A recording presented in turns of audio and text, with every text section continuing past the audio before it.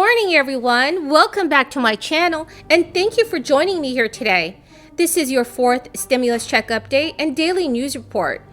In this video, I will be going over the latest stimulus news and information. A fourth stimulus check can be passed before the end of this year. Also, President Biden's approval rating has dropped sharply over the past few days. In a video later today, I will be announcing the 5 winners of this week's Amazon gift card giveaway.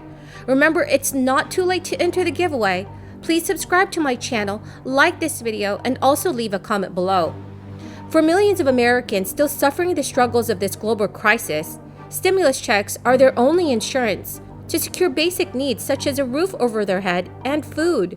With the unemployment benefits set to expire on September 6th, the possibility of a fourth stimulus check to be passed becomes more likely. House Representative Barbara Lee wrote in a Twitter post, "Stimulus checks, expanding the child tax credit, and increasing nutrition assistance for the most vulnerable. The Biden administration is making progress in our fight against poverty." Some Democrats such as Ron Wyden, Bernie Sanders, and Elizabeth Warren just sent a letter to President Biden asking for automatic unemployment insurance as well as direct payment as long as economic situation is affected by this crisis. The 3 senators argued that even though the economy seems to be getting better, this crisis is far from over, and for millions of families, stimulus checks are preventing them from having to leave their homes and are also the reason why they can put food on the table. This was not the only letter sent to President Biden and Vice President Kamala Harris.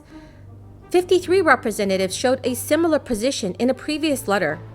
Opinions also shared by some officials from the House Ways and Means Committee also wrote a letter stating 2 more checks could help 12 million Americans out of poverty, reduce poverty in the year 2022 by nearly 70%. In addition to this, it is worth noting that according to a 2021 poll, 2 out of 3 Americans agree with the extension of monthly $2,000 payments to everyone in need as long as this crisis lasts. Organized labor of our unions who have fought for all workers, including their membership. So I'm here to thank you all on behalf of the President and myself, and then to rededicate ourselves to the work we need to get done. And in particular, we created the White House Task Force on Worker Organizing and Empowerment, and the President has asked the Secretary and I to lead that, and it is in many ways about addressing not only what we must do to reinforce the right of collective bargaining, card check issues like that, but also what we need to do to address the barriers that stand in the way of workers organizing. Because there are still so many, and you all know that, which is why we're going to have this conversation today.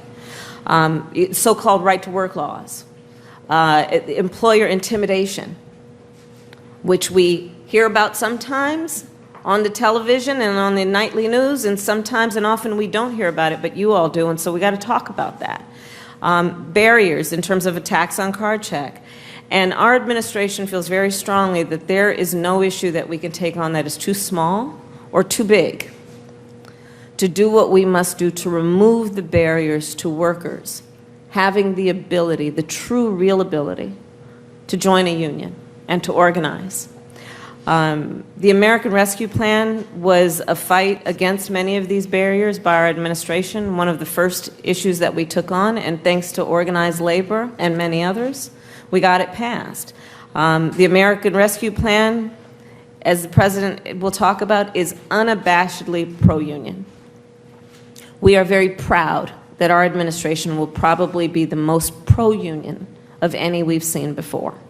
So in the American Rescue Plan, we put in $350 billion for states and cities and towns to help protect public sector jobs, which we remember have been under threat of at least reducing the numbers, if not getting rid of some of them altogether. In that plan, we got $170 billion in funding for schools to get schools reopened safely, but to also protect and support our teachers and our educators throughout the educational system. So it's the teachers, it's the school bus drivers, it's cafeteria workers, all of the folks who are part of making education real in our country. Nearly $31 billion went to funding for transit systems. Of course, let's talk there about the essential work, especially highlighted during the pandemic, of our transit workers, who every day drove people around, perfect strangers, risking their own safety and the safety of their families because of their dedication to their work and their understanding about the essential nature of that work. So none of this could have happened without unions, and I'm here to... Even though a fourth stimulus check is in the process of being passed, there are still aids being provided by the American government to help those people with basic needs. One of the most recent credits is the improved child tax credit, where families will be receiving $3,600 each per child, which is aged between 6 and 17, meaning that if you have 2 children, you'll receive at least $7,200 in aid this year. Those payments, which are done proportionally every month, which started in July and will go through the end of this year, December. The Extended CARES Act is expiring soon, meaning all 3 of the extended unemployment benefits, the emergency unemployment compensation, unemployment assistance, and the extra unemployment benefits will come to an end. However, these schemes have some clauses meaning you may still be eligible for some support. Many lawmakers and advocates have been working hard to extend a handful of federal aid programs. The value of food stamps is increasing to $36.24 per person. That's per month. This increase will start October 1st and is a 25% bump on the pre-crisis level. The USDA stipulates that a household must have a net income equal to or below the poverty line.